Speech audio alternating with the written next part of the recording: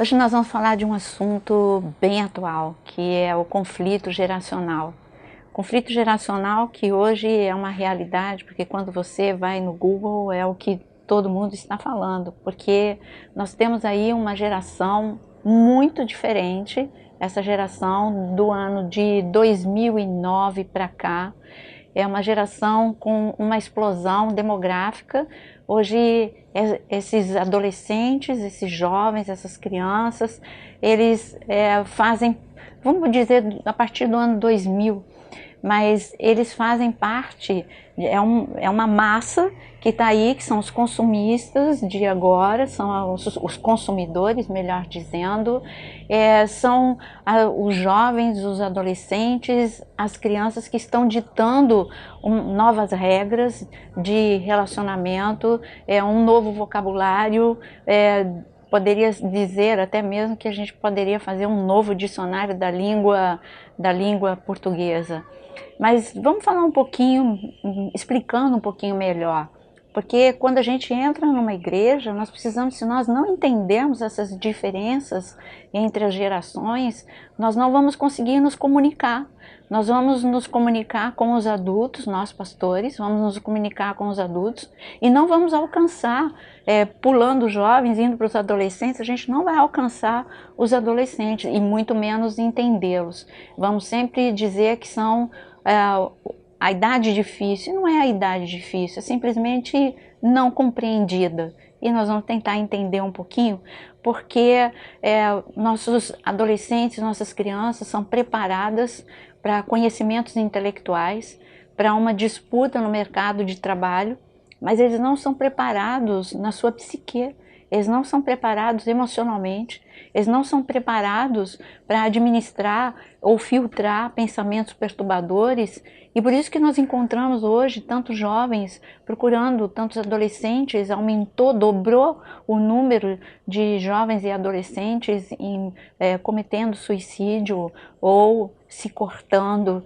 e tantas outras coisas que nós lemos. Então nós precisamos entender.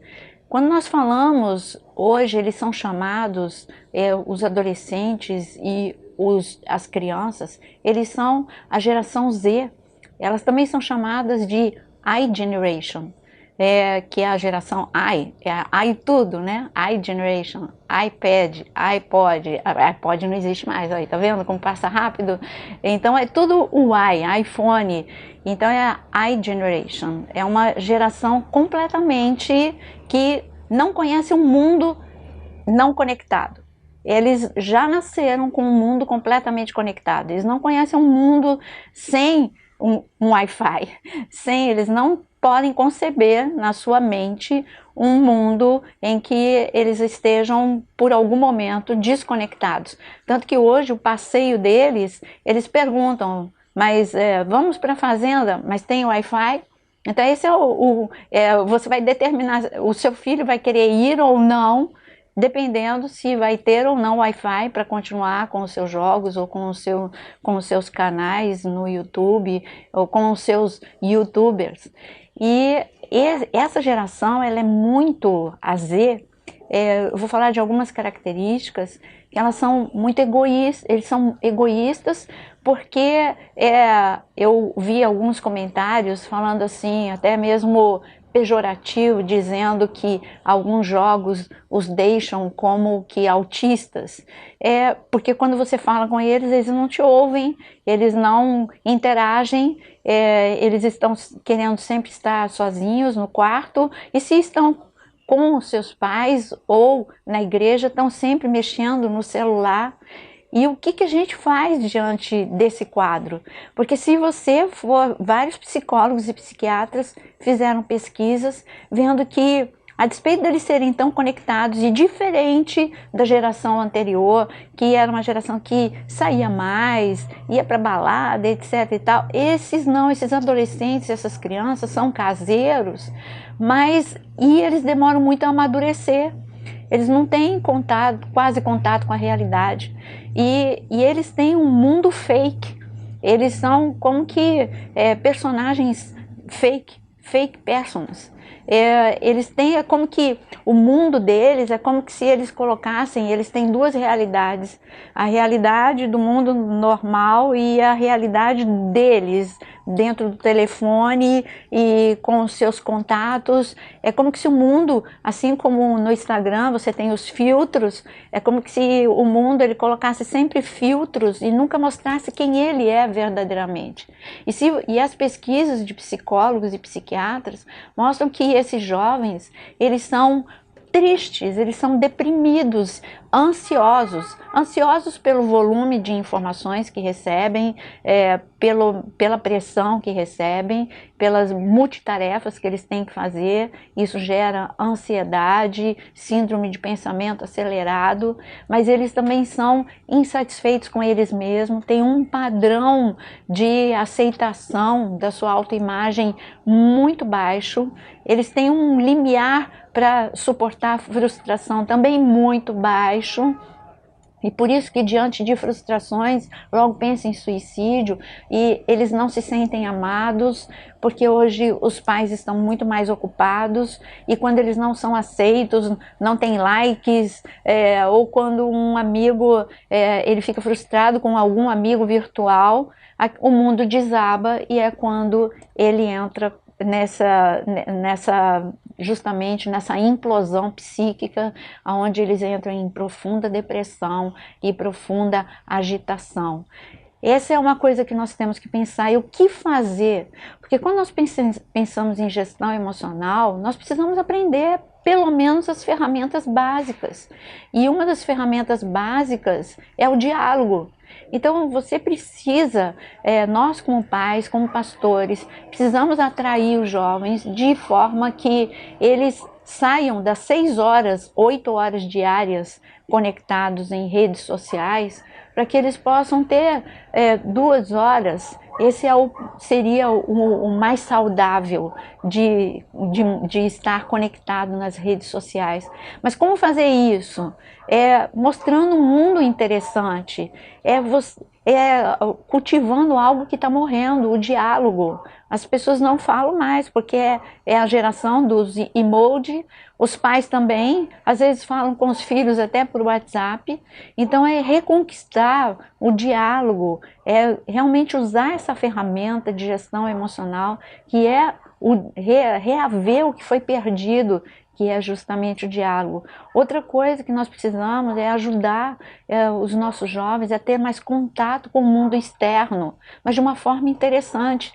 E eu consegui fazer isso vendo que aqui em casa tem árvores perto, então tem pássaros. Então eu ouvia sempre o cântico dos pássaros, isso me atraía, e de repente eu vi que eu podia chamar a atenção do meu neto se eu colocasse fruta, e ele ia começar a ver os pássaros, eu ia mostrar o nome dos pássaros, eu ia ensinar para ele, eu ia mostrar o que gosta mais de uma fruta que o que gosta de outra fruta, e para alegria minha eu consegui atrair a atenção dele para isso. Hoje ele conhece o nome dos pássaros, ele se interessa, ele viu o ninho, os filhotes, enfim, mas é atrair a atenção deles de uma forma agradável.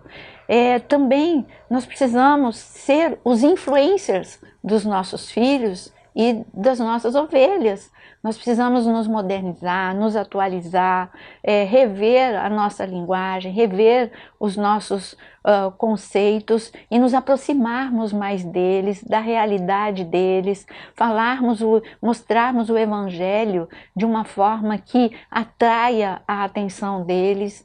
Então nós precisamos sair do nosso mundinho, de achar que nós estamos certos e reconquistarmos essa geração, que se nós não reconquistarmos, quem está doutrinando é o mundo, quem está doutrinando são os influencers, quem está doutrinando não é o pai, não é a mãe e nem é o pastor, porque são jovens que para eles o padrão família, muitos não têm mais o que é uma família.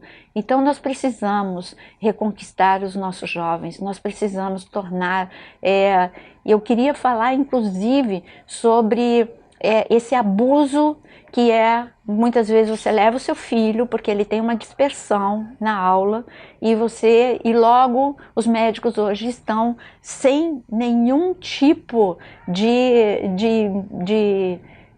análise, eles estão passando medicamento e já diagnosticando como dispersão, como TDAH. Então, mas isso é algo, como o Dr. Augusto Cury mesmo diz, que você precisa tomar cuidado. Não, o seu filho, de 80% de diagnósticos em que a medicação é passada, não precisa da medicação. Você precisa só entender que o seu filho está passando por um processo de síndrome de pensamento acelerado, que é o SPA. Síndrome de pensamento acelerado. E o que é síndrome de pensamento acelerado? É esse turbilhão de informações, é essa velocidade de pensamentos que eles têm e que trazem essa ansiedade e que faz com que eles fiquem inquietos, com falta de concentração e com insônia. E hoje nós temos jovens que não têm mais o número de horas necessárias, até crianças que não têm o número de horas necessárias para dormir.